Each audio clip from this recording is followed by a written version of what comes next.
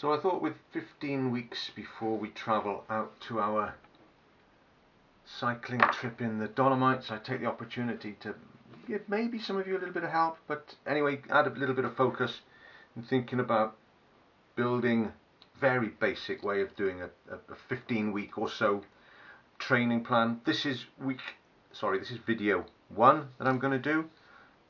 Take it with a pinch of salt, ignore it, just consider me just bouncing my bollocks at you, fine, whatever. I don't really care, to do it to indulge myself, but maybe help some of you as well.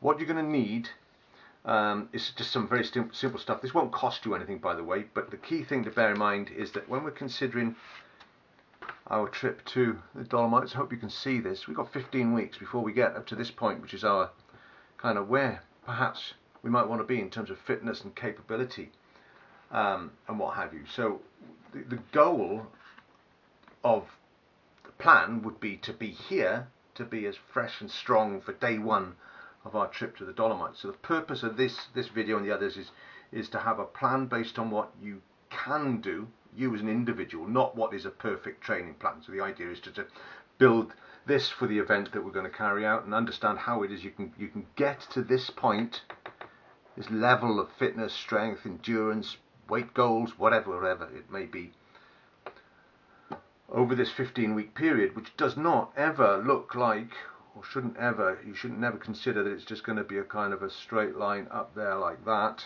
What your plan really should be looking at is building blocks back from here, which would include also a taper period to allow you to just kind of recover before the event there. But your building of your training load should go something like this, really.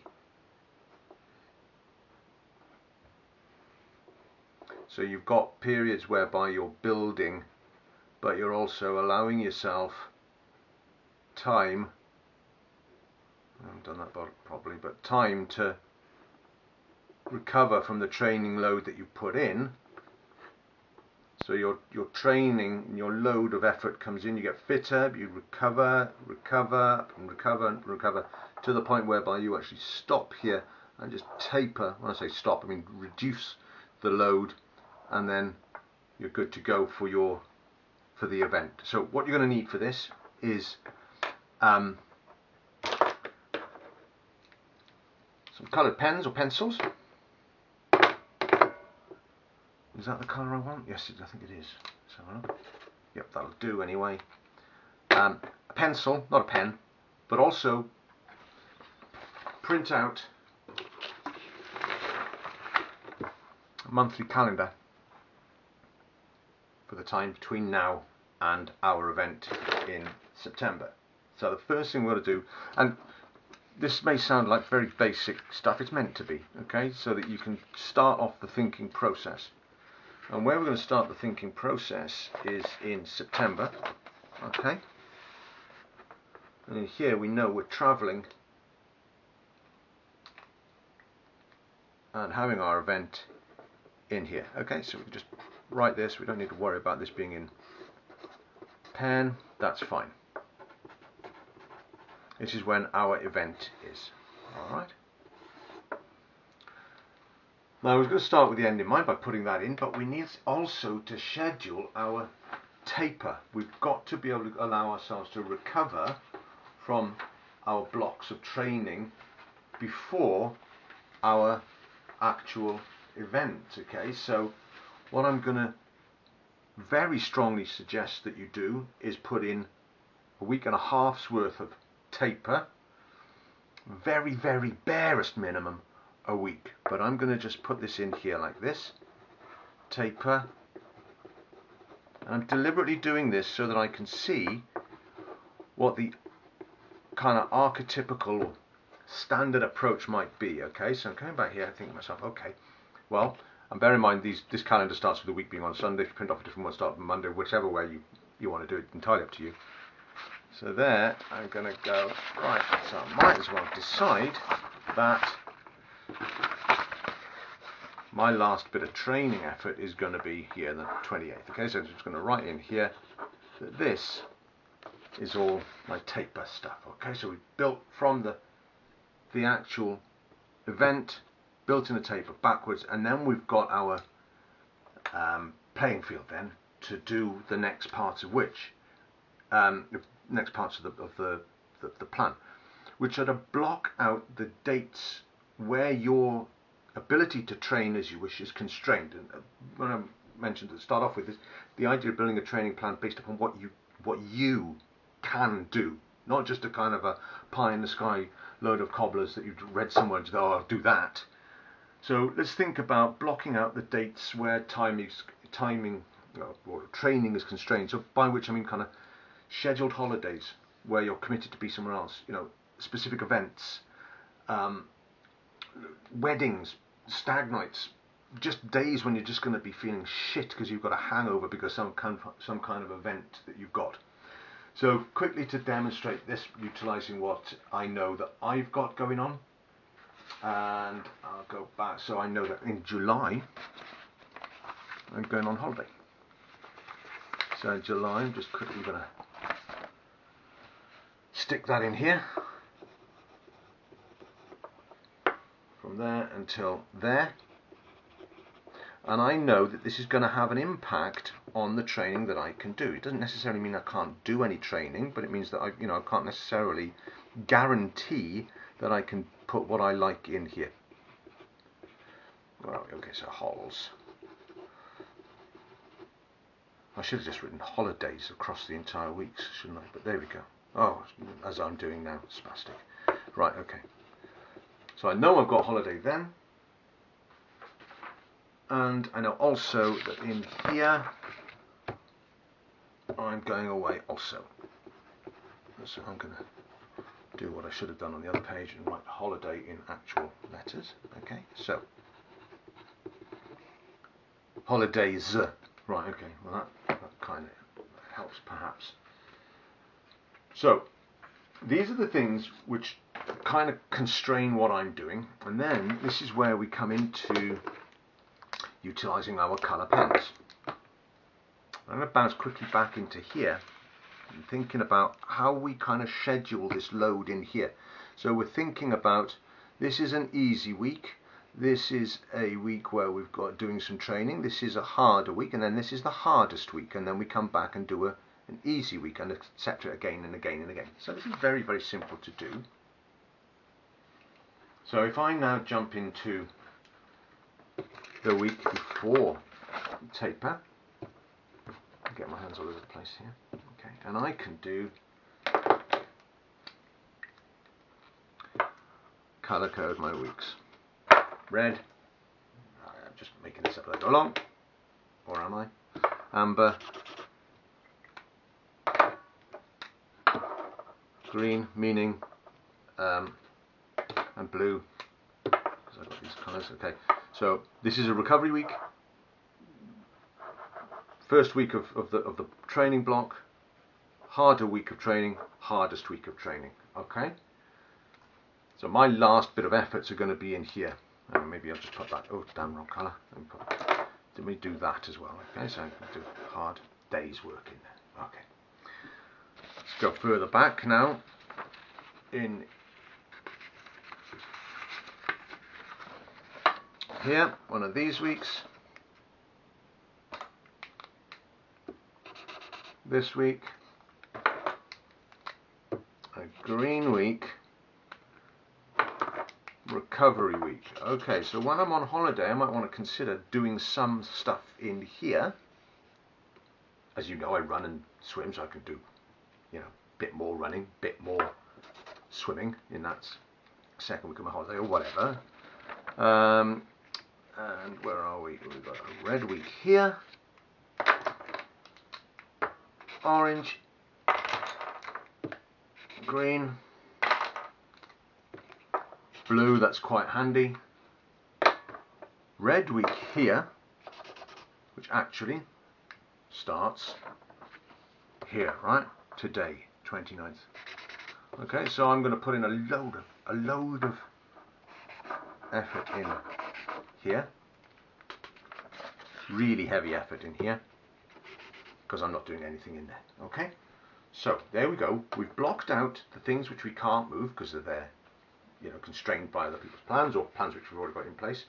And we've then just drawn in our recover week, hard week, harder week, hardest week. Be realistic and be flexible. So it's not the doctor giving you a prescription.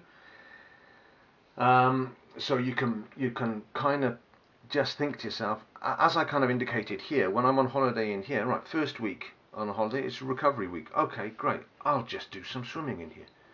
This week in here, green week, I need to be putting some load in. Okay, I'll do more swimming, and I'll do some running as well in this week, as an example. Okay.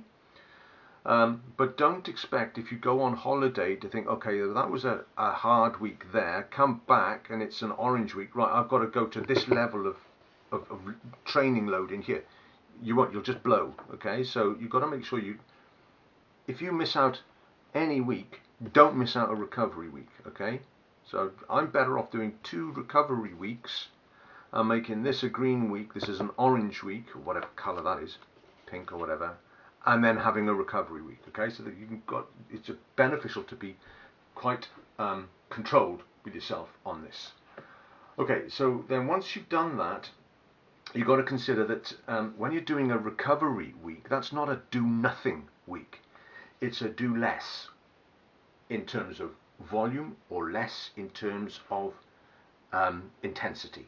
Okay, to allow yourself to recover so that you can go again in that next ramp of training weeks following. Okay, so, and bear in mind also, if we think about each of these, blue, green, pink, red, or whatever it may be, that being a block of training, don't do the same block of training every time. Add some variety, So I will probably be thinking that in this block here, I'm going to be leaning more towards the high intensity, the hill reps, the going out and doing Rikos Bulk all the way down to Pondrida Ven, I think that's what it's called, and back up, long stuff, the kinds of stuff that we're going to be, that we're actually going to be doing when we're here in Italy. Okay, so think about that. Think about adding some variety, but be consistent with it by build, recover, build, recover, etc. So when we think about building additional load in, you might decide, well, your 4th week of your block is always going to be a climbing week or a high intensity interval training week or VO2 week. Great, do that, but also add in some endurance stuff as well. So this is where the most interesting bit comes in, because we think to ourselves, okay, well, look, what else? What's going on? What are the kind of standard rides that I do? Now we're going to move away from color coding here. We move back into the pencil approach. Okay, and we'll just jump back here. That May. Let's jump into June. And you could also then write in, and this is whatever you feel you want to be doing. If you're, for example, committed to doing breakfast club every Saturday because you're a ride leader, or because it's just something you fancy doing, okay, well, that's something, I don't have to plan too much around that. But what I could do is make sure, like we've done previously, I'm going to go down and do the Nantgarw Loop hard for an hour. That's my FTP effort type level, hours worth, and then I'm going to do breakfast club, because that's a little bit more like that kind of endurance, that zone 1, zone 2 stuff. These 2 letters, by the way, although they're meant to stand for breakfast and club, I need to remind you this: the C does not stand for cake, and the B does not necessarily mean a full fucking fry-up, boys. Okay, so let's think to ourselves at the same time about deciding, let's monitor what we eat, what we bring in terms of calorific value, sugars, fats, carbohydrates, etc., and maybe kind of try and minimize some of that so that the efforts that we're putting in actually work towards our weight loss as well. Not wagging any fingers. Okay, then additionally you could think, okay, fine, well, and I can't remember the dates, and Steve will twist my bollocks in his hand, I bet, but let's imagine Tour de Pub is these three or however many, Thursdays every week for this long. It's your brain, you don't have to do any of the thinking of the planning. You go, oh, I'm going to do that. What kind of ride is that? Well, that's a high intensity ride in the climbs. Brilliant. Okay, that's that type of ride. So what you're doing then is you're kind of just penciling in all of the additional things that you know that you can do if you want to, right? So club run, whatever you want to call it, right? To drop it in there. Now, doing this will take you about 15 to 20 minutes, and you'll get a whole lot of value from just having something written down that you say, okay, well now there's my plan. Okay, there's my skeleton of what I've already got in mind to do between now and our September trip. But also you could add in additional specific events or rides, you know. So here, 25th of June, if you're doing Midsummer Madness, write it in there. If you're doing Steve's, I can't remember when it is, again, forgive me, Steve's Stag, you know, write it in there, Stag, oh, it's a ride to Monmouth. Okay, so Monmouth, and then coming back, recovery ride, right, whatever it's going to be, you know, you could block those in, and that's building your plan already for you with stuff that you already know. It's not going to cost you a lot of brain time to put those kinds of things. And then once you've done that, what you'll be able to do is then begin to think about, well, how do you turn this into